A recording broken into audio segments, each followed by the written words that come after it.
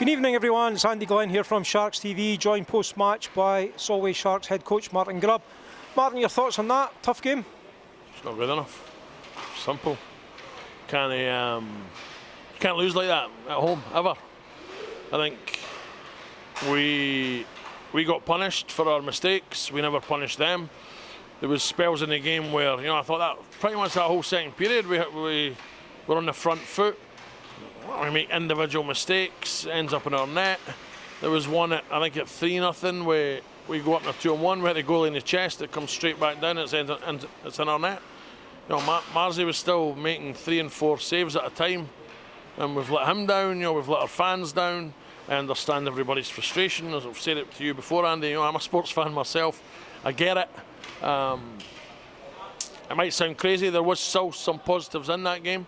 There was times and spells we played pretty well on the offensive side, but we missed the net too many times. We let Ben Norton see the puck. Last night we let the guy right in the Bees net see the puck. And it's just not good enough. It hurts. It's unacceptable, especially at home. And these players have got to be accountable for what they did. We, as a group, all of us have got to look and say, we need to pick up points, we need to start winning. And we need to start winning fast. But on the flip side is we can't start falling apart and panicking and start pointing fingers and blaming people. We've got to stick together and find a way, starting with me, and finding a way to move forward and get better and understand the mistakes we're making. And I guess tomorrow's another day. So where do you go with that? Where do you go to even start to fix that? Yeah, we might have to make changes.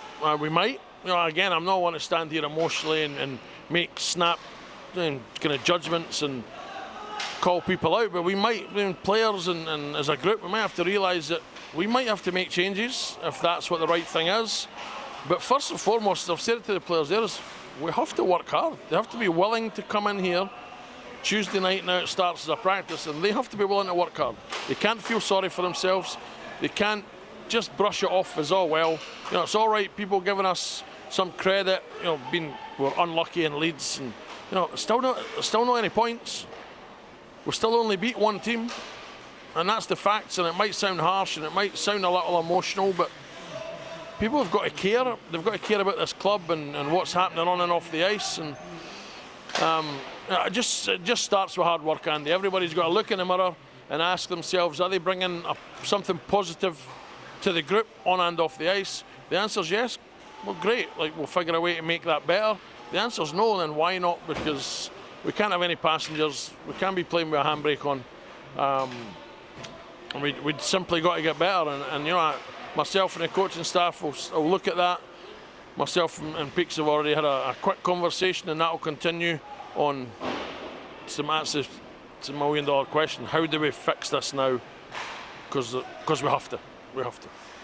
I mean, looking at the game as a whole, first 2 periods I thought we were there or thereabouts. I think they just edged it. I don't think there was that much between the teams, but they just ran riot in that third period, and clearly, as long as not sort of the head went down, but the game was gone.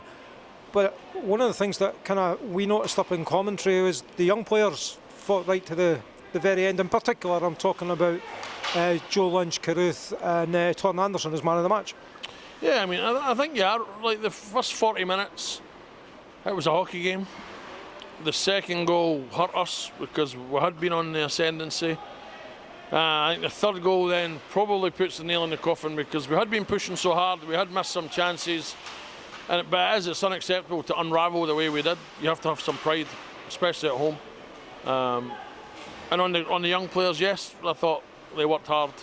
They tried to keep battling to the end. It probably tells you that there was, in the overall night, it's not right when they're probably the three leaders, and trying to get us going. We need more from the rest of the group, but not take nothing away from the young guys. That I asked them to prove that they're worth a spot and do their thing, and they gave us energy. Having said that, I thought Stentz as a young captain, tried to put the team on his back all weekend and was exceptional.